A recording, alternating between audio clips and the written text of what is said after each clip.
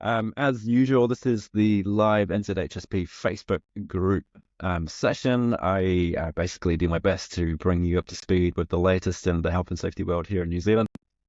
Also, shining some light on our top contributors here on the NZHSP Facebook community, saying a big thank you to a couple of people just on the horizon. Some recent releases, in particular from Maritime NZ. They've just dropped a new accepted code of practice today, which is super exciting. So I'm going to be talking a little bit about that. Also bringing you guys some fresh off the press updates in terms of who I've been talking to over the last couple of days.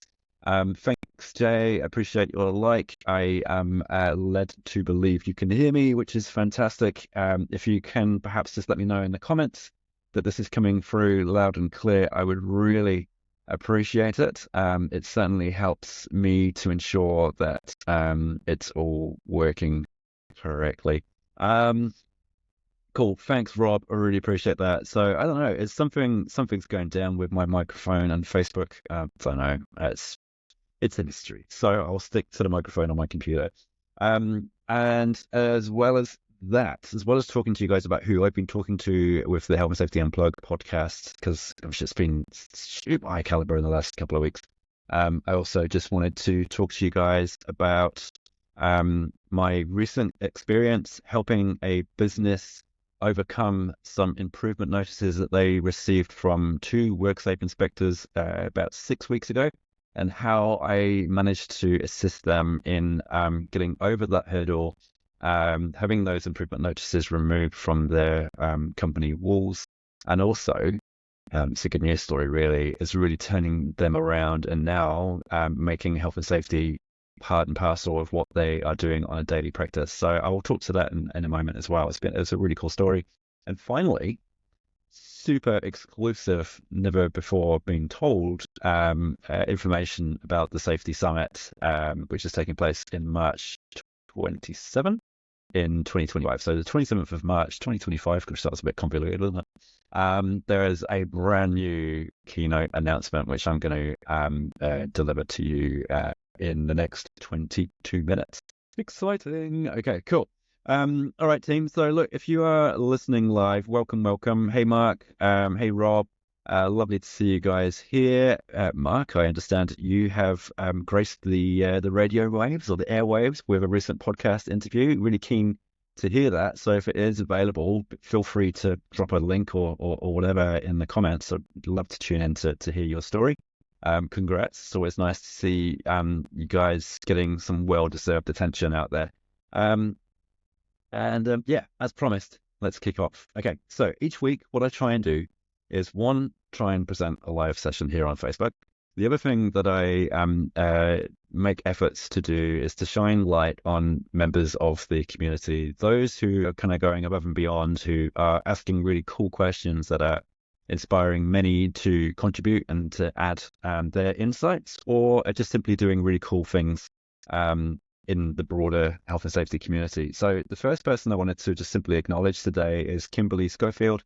Kimberly, you have for quite some time now been contributing really cool questions, offering some really neat insights to the group. So just in recent times, talking about the management of, I believe it's chlorine. Let me just double check and make sure I'm right. Scroll. Chlorine gas, which has just inspired some really neat conversation on the NZHSP Facebook community. So Kimberly, thanks for continuing to be open and honest and transparent and vulnerable enough to ask those types of questions, and also equally to the community members who just continue to share such awesome insights and experiences on the community boards. Some interesting conversations taking place a couple of weeks ago around the quality of the replies, and that sometimes the experts in that particular field may be overshadowed by more popular comments and likes. I guess that's the nature of the Facebook community, right? First and foremost, it continues to be at a level that is really just outstanding, like in terms of professionalism and care. Consistently amazing. But I guess it's probably an important reminder that this is a Facebook group. Like, this isn't legal advice, and has to be taken with a pinch of salt. Saying that though, the quality of content and input that's continuously provided just still blows my mind. But probably a little bit of a caveat, really, in terms of if you are seeking professional advice, this is a good place to start that conversation and perhaps to take that conversation beyond the Facebook space and to have ongoing conversations with those who have raised their hand to offer solutions. So it's just a wee bit of a thought piece. But Kimberly, thanks so much for raising those types of questions.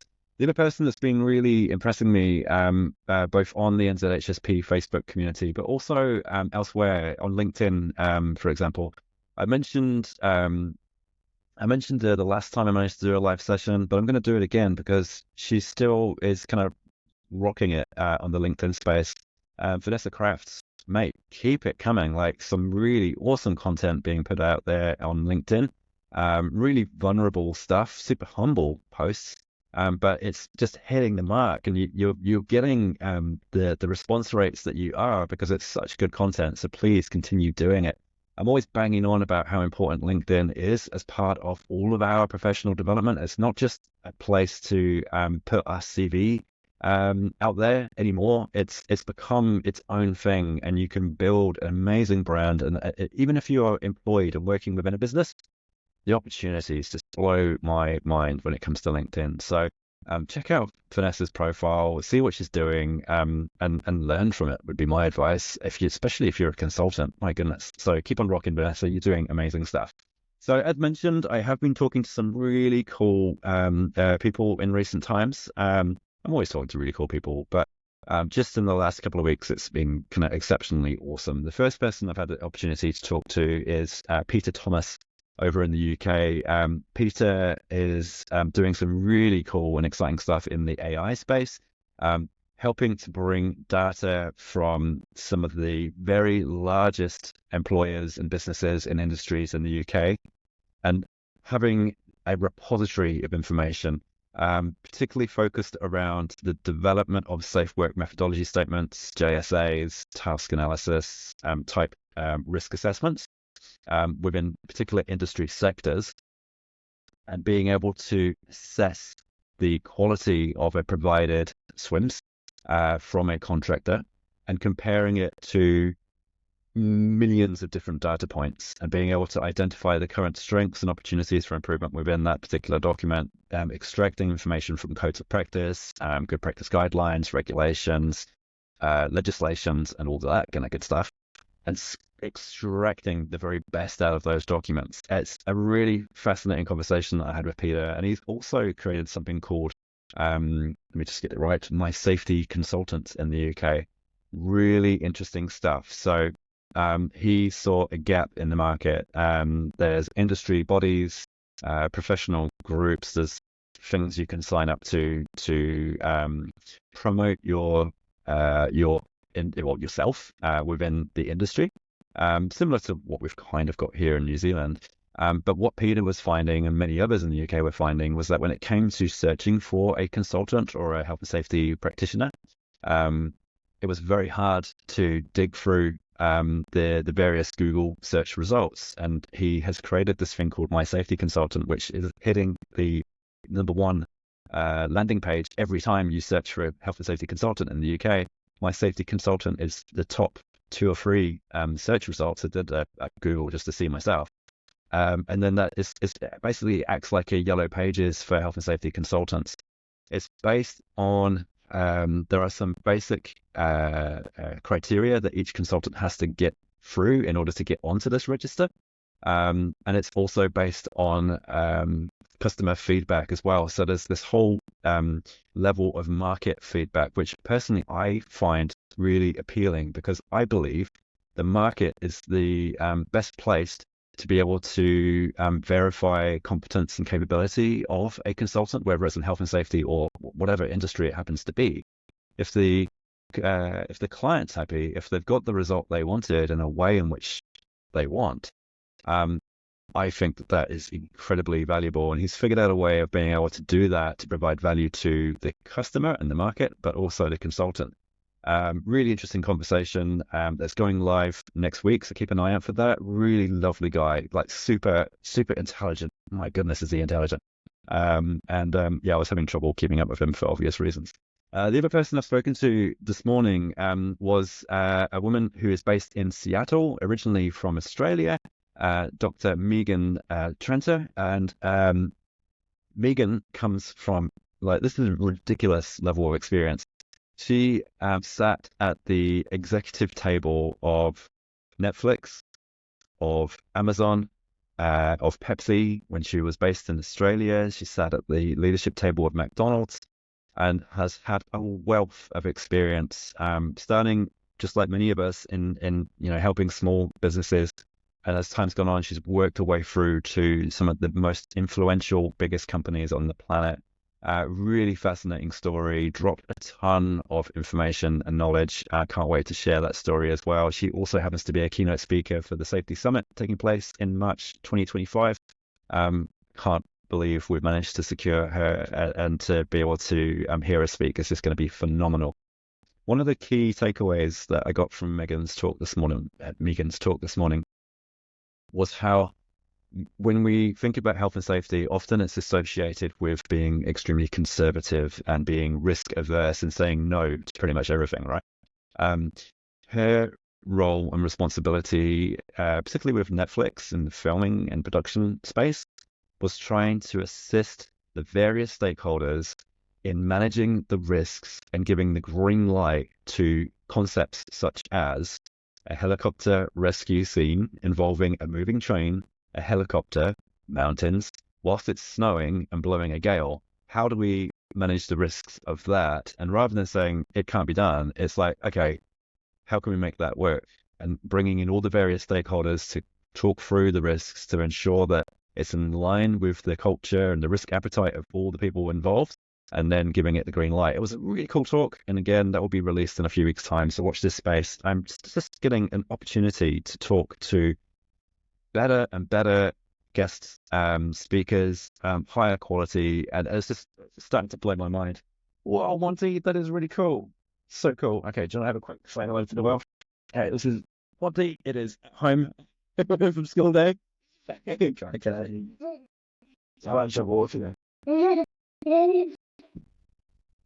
The joys of working from home. And so, yeah, it's just, I'm just a little bit blown away by who I am getting to talk to these days. And, a big part of that comes from the leverage I get from this community that has been created, right? So the fact that we've got just shy of 3,750 members between LinkedIn and Facebook. What? But by being in a position to say, I created this thing and look what it's doing, it's enabling me to then open doors to having conversations with some really amazing people. So to you, thank you, because it's giving me the opportunity to extract the gold, the experiences, the knowledge, the stories from these really incredible people, and then bringing it to you on the Health and Safety Unplugged podcast. So thank you, all of you, for your support, because it's just means we can do some really cool things. So that's exciting. Right. Going off on tangents. The accepted code of practice from the maritime industry. So the accepted code of practice created by Maritime NZ with contributions from industry, from workers, from worker representatives, the trade unions. They have created the accepted codes of practice, which is just dropped today.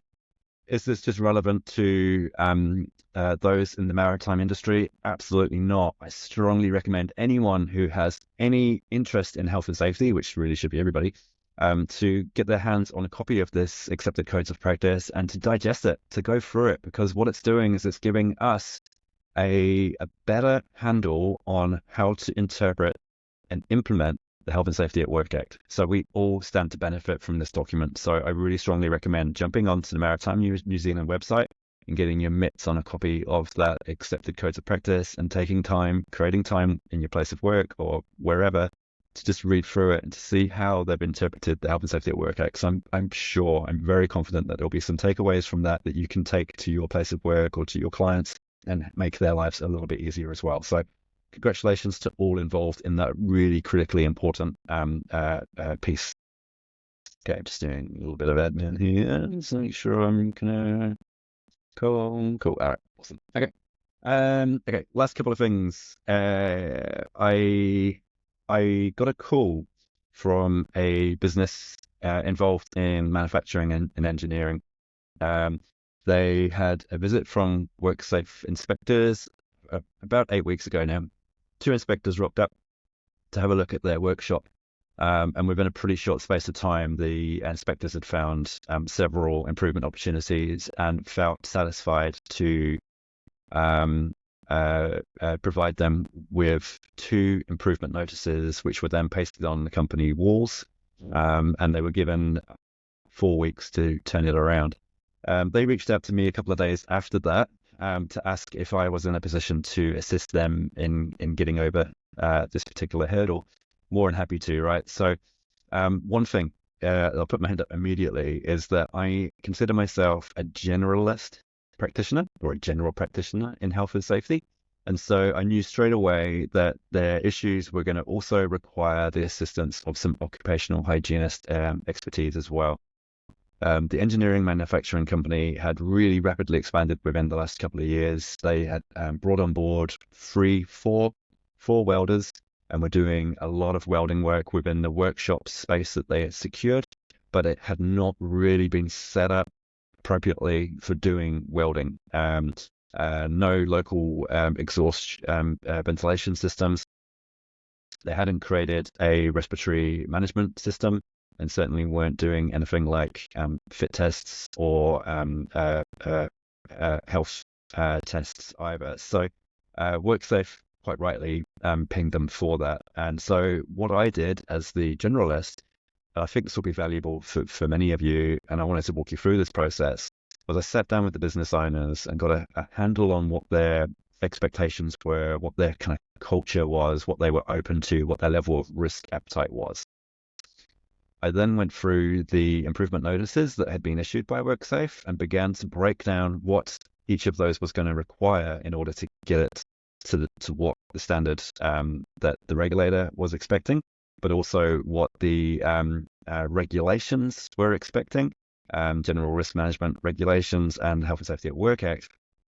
I broke that down into small bite-sized chunks and then put all of that information onto a safety improvement plan, a spreadsheet, simply spelling out what the inspectors had requested, how that lined up with legislation and regulation, what action steps were required of the company, and then the action owners. So whether it was myself that was going to take care of some of these actions, whether it was going to be the occupational health provider that was going to take care of some of those actions, and whether it was the company owners themselves that were going to take care of some of those actions. By doing that, it made the whole thing feel manageable. It allowed me to be able to demonstrate the improvements that were being made and being able to track the actions that I was taking in order to justify my bill. But also it ensured that everyone knew exactly who was responsible for what.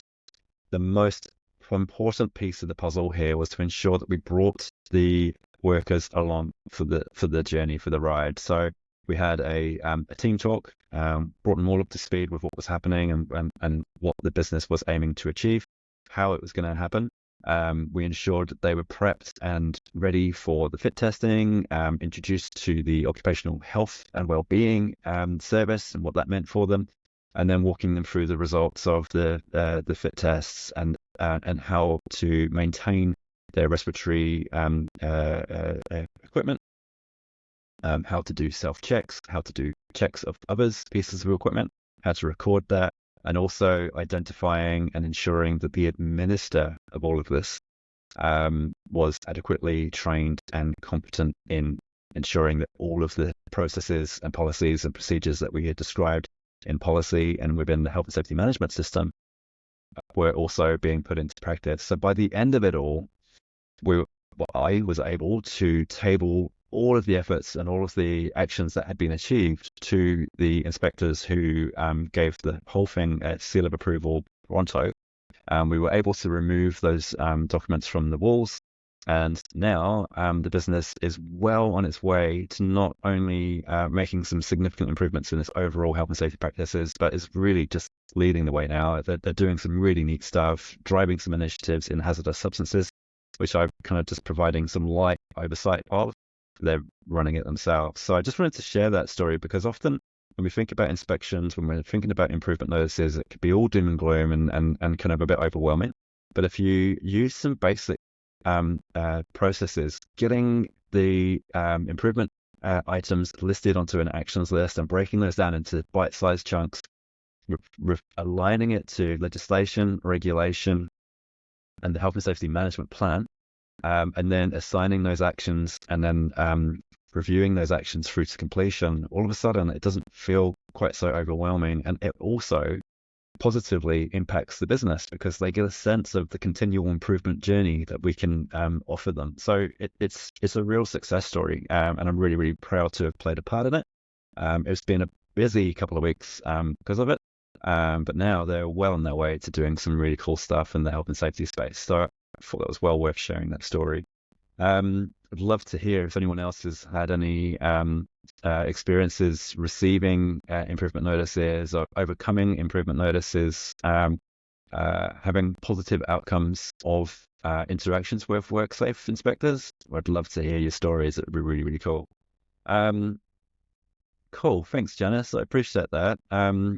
Yeah, I'm glad that brought you some value. There's two key documents. When I think of the implementation and ongoing use of workplace health and safety management systems, there are two documents that I really encourage people to get familiar with using. One is the safety improvement plan. So improvement items that have been identified either through routine safety checks, safety talks, annual audits, or unexpected events, incidents, accidents, inspections from the regulator, and any improvement action that cannot be completed within a really timely manner, so let's say a few days, for example, should make its way onto the safety improvement plan. There, you've then got business oversight of those actions, so they're not forgotten about, and the board, the executive, the health and safety committee, the management team, the team have oversight of it, so everyone is being kept accountable. If those improvement actions sit there for months and months, the business can ask itself, are we comfortable still accepting this level of risk? Is there anything else we can do to get this over the line? Do we need to dedicate more resource to this? If the risk profile is remaining pretty much the same, you might be able to say, we'll put it off for another quarter. But if the risk is starting to increase because of the time it's taking to get this achieved, then really they need to be having some more robust conversations. So that's one document I really strongly recommend businesses make use of. The other one is the routine health and safety activity schedule. So during a 12-month calendar period, what are all the routine health and safety activities that are detailed within your workplace health and safety management system? Get that all listed out on a one-page document, either in a spreadsheet or a Word document. Allocate those tasks to the right task holder, and then ensure that those tasks are done and have oversight of it, whether it's through a committee, safety talk, management team, executive board. By doing that, you can then be confident that your health and safety management system is actually being put into practice. Those are my two cornerstone documents that I love providing to businesses, because then it enables them to stand on their own 2 feet, and within a pretty short space of time, my job is done and I can then go and help another business. That is health and safety in practice as far as I'm concerned, and that is the hallmarks of a health and safety consultant who's not there to just simply bleed a business dry, but is actually empowering and enabling a business to stand on their own 2 feet. That's my opinion anyway. Right, finally, I promised a exclusive for the NZHSP community, and this is an exclusive. I haven't told this to anyone. Oh, so this morning, not only did I get to meet and speak to Dr. Megan Tranter live in Seattle, not only did I get to speak to Peter Thomas last week in the UK, this morning I got the opportunity to have a face-to-face one-on-one with the CEO of Fulton Hogan, Ben Hayward, who is a super awesome dude to talk to. A really pleasant experience. I was only meant to talk to him for approximately 20 minutes. I had a 40-minute chat with him, and I am extremely excited to announce that Ben Hayward will be joining us as another keynote speaker at the Safety Summit 2025. So on the 27th of March, 2025, Ben Hayward, Dr. Megan Tranter, Michael Philpott, Estella Philpott, oh gosh, I'm forgetting all the names. Myself, Emma. Oh no, I've done it. I've started listing all the names, and now I've done a brain fart. 2 seconds, team. I'm going to start that one again because that's just terrible. There's just so many keynote speakers, it's hard to keep up with. Okay, let me start again. So on the 27th of March, 2025, not only are we going to be joined by Ben Hayward, who is the CEO of Fulton Hogan on the main stage, but we're also going to hear from Michael Philpott, Dr. Megan Tranter, James Laughlin, Deanne Brabant, Emma Gilmore, the world's fastest female driver, Kiwi. What? I know, like seriously, Estella Philpott, myself. We're also going to be joined by an expert panel, Scott Wetherill, Joe Prigmore, Shane Strode-Penny, Melissa Dunstan, Deanne Brabant, and Jen Dransfield. And there are still more names to be announced in the very near future. Like, it's just blowing my mind, the quality of speakers at this event. We're going to make sure that there is a ton of opportunity to engage with your fellow peers in the audience. You're going to have a lot of activities. Basically, the call to action here, the purpose, the reason for this summit is that there is currently a vacuum when it comes to health and safety in New Zealand, where I feel that as a profession, we're struggling to find our voice. So rather than waiting for somebody, some third party, somebody to come in and champion health and safety, it's going to take a tribe. And so I'm deliberately gone out of my way to find people that are going to give us skills to find our voice, to become strategically brilliant at what it is we do in our places of work as consultants, and take on the world and bring health and safety back up to where it should be at the decision-making table. And so that is what this conference is going to be all about. It's empowering every single person in that room, whether you are a keynote, whether you're a sponsor, whether you are someone sat in the seats watching the magic happen. Everyone is going to be catered for, and it's going to be one banger of an event. So early bird sales are available right now. We are over halfway through the number of early bird tickets available. So if you are sitting on your hands humming and hawing about this, I strongly encourage you to not delay, because you're going to miss out on the early bird sales. It's cheap as chips. Like I've gone out of my way to make this as affordable as possible. So if you are waiting for your employer to pay for this, I would actually just suggest this might be one of those things that you have to invest in yourself, and actually just get on with it, because I'd hate to see you miss out. So that's kind of my spiel. Ben Hayward, CEO of Fulton Hogan, is going to be joining us on stage. Like what? And he's going to be talking about what he as a CEO is looking for from his health and safety department. What makes a great health and safety report for the board? What keeps him awake at night? What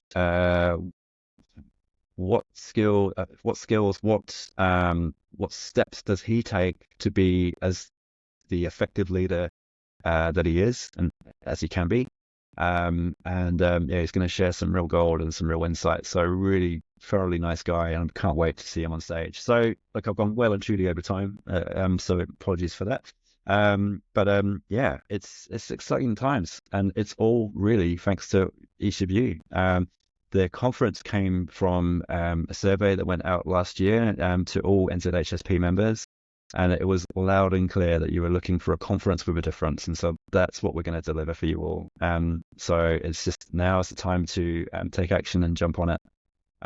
So once again, thank you for everybody who's joined the live call. I see you guys. Thank you, Janice. Thank you, Mark. Thank you, Rob, for joining and interacting in the comments. Thank you for everyone who's liked this session during the live call, and for those who are watching the recording, G'day to you too. Be sure to take advantage of the comments as well. I always do my best to answer any questions that you might have post recording as well. So thank you all for joining. Have a wonderful weekend, and all going well, I will see you next week. Take care, everyone. See you.